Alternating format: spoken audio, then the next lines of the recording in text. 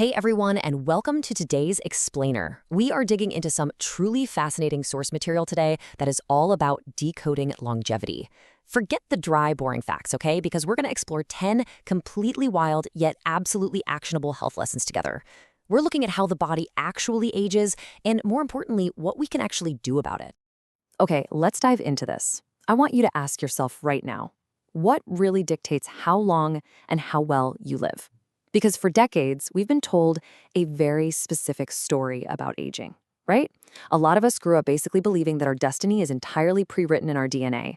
We just kind of assumed that if our grandparents had certain conditions, well, we're automatically doomed to the exact same fate. But the material we are unpacking today completely shatters that assumption. It is a massive paradigm shift. So here is our very first major lesson. The big myth is that genetics hold all the cards. But the reality? Your weekly habits actively affect your lifespan way more than your genetics do. We're talking about the things you do every single day. Your exercise routines, your sleep quality, how you manage your stress, the quality of your food, and yes, even your social connections. These daily habits literally compound over time to override your genetic baselines. You actually have the steering wheel here. So to make sense of all this, we're breaking it down into 5 key areas. First, rethinking genetics and aging. Second, fueling at the cellular level. Third, movement and hidden warning signs. Fourth, stress, sleep, and sunlight.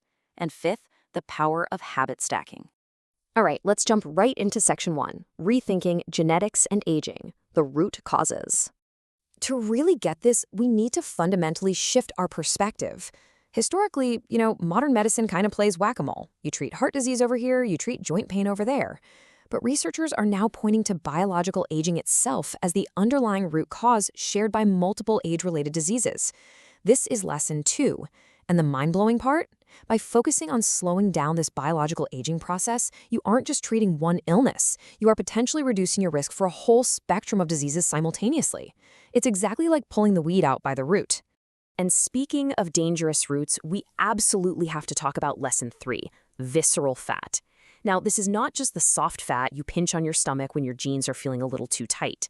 Visceral fat is way more dangerous because it's hidden. It wraps securely right around your internal organs. And why does this matter? Because it actively drives dangerous information throughout your entire body, directly increasing your risk for diabetes, heart disease, and even cognitive decline. So it's an active threat, not just a cosmetic issue.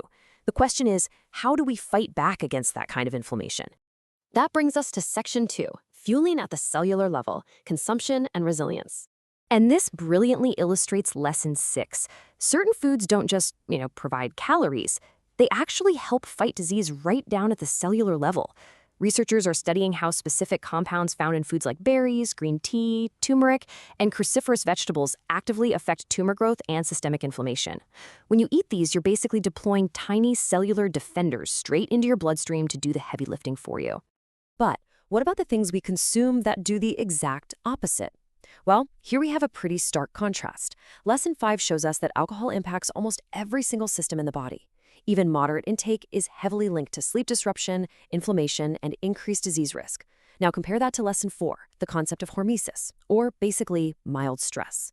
While alcohol breaks the body down, introducing mild, intentional physical stress actually makes your body significantly more resilient. So what exactly do we mean by mild stress? Well, these are your repair pathway activators.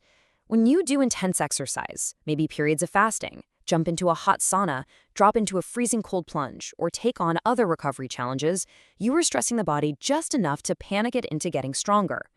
Your body responds to these controlled stressors by turning on its natural repair pathways, cleaning up cellular junk, and really fortifying your entire system. Okay, moving on to section 3, movement and hidden warning signs, listening to the body. Our cardiovascular and physical systems are deeply, deeply intertwined. Which brings us to a topic people usually shy away from, lesson 7. Now, what's really interesting about this slide is that erectile dysfunction is very often an early warning sign of cardiovascular issues. Why? Because the blood vessels involved there are really small. When there are systemic blood vessel problems, they show up in those smaller vessels years before major heart disease symptoms or blockages occur in the larger vessels near the heart. It is essentially the canary in the coal mine for your entire cardiovascular system. And the connections between the body and the mind certainly don't stop there. It turns out that the old gym saying, never skip leg day, takes on a whole new meaning for your brain. This is lesson 8. There is a profound link between your leg strength and your long-term brain health. Lower body training isn't just about building muscle. It is strongly associated with better cognitive function and overall healthier aging. When you build the largest muscles in your body, your legs, you are quite literally building a stronger, more resilient brain, which flows perfectly into how we recover. Next up is Section 4, Stress, Sleep, and Sunlight, Recovery and Environment. Because listen, you can train your legs and eat all the turmeric in the world, but if your environment and your recovery are broken, your health is going to stall. Here is the absolute vicious cycle of Lesson 9. Just watch this domino effect. Step 1, your sleep drops. Maybe you stayed up way too late scrolling on your phone. Step 2, your hunger hormones immediately change and your cravings for junk food artificially rise. You aren't lacking willpower here, your hormones are actively working against you. Step 3, your body's recovery worsens. And step 4, fat loss completely stalls. Poor sleep directly sabotages your physical composition and your metabolic health. To combat this, we desperately need Lesson 10, the outdoor prescription. Think about it. Most people today barely spend any time outdoors. We live in these climate-controlled boxes. But it's genuinely amazing how simple exposure to sunlight, gentle outdoor movement, fresh air, and nature play a drastically bigger role in our long-term health and circadian rhythms than we ever give them credit for. It acts as an incredibly powerful medical tool. Just getting sunlight in your eyes in the morning can help reset that broken sleep cycle we just talked about. Finally, let's wrap it up with Section 5, the power of habit stacking, building your blueprint. So how do we take all these wild lessons, from cellular foods to leg strength to sunlight, and actually use them in the real world? Well, the crucial point is this: longevity isn't about one miracle supplement. I know, we all want the magic pill, right? We want the easy fix. But the biggest overarching takeaway from all of this data is that there is no single quick fix that will undo a lifestyle of poor choices. You literally cannot out-supplement bad sleep, lack of movement, and high stress. It just doesn't work. Instead, longevity is entirely about stacking daily decisions. Every single day, with every action, you are making a choice. You're either making a choice that slowly moves your body toward disease, like skipping sleep, eating poorly, or avoiding movement, or you are stacking a decision that moves your body toward resilience, like taking a cold shower, doing some lower body training, or just getting out into the sunlight. These tiny, seemingly insignificant choices totally compound over decades. At the end of the day, you are the architect of your own biological aging. So the biggest question from all this source material is simply this: what small decision are you going to stack today?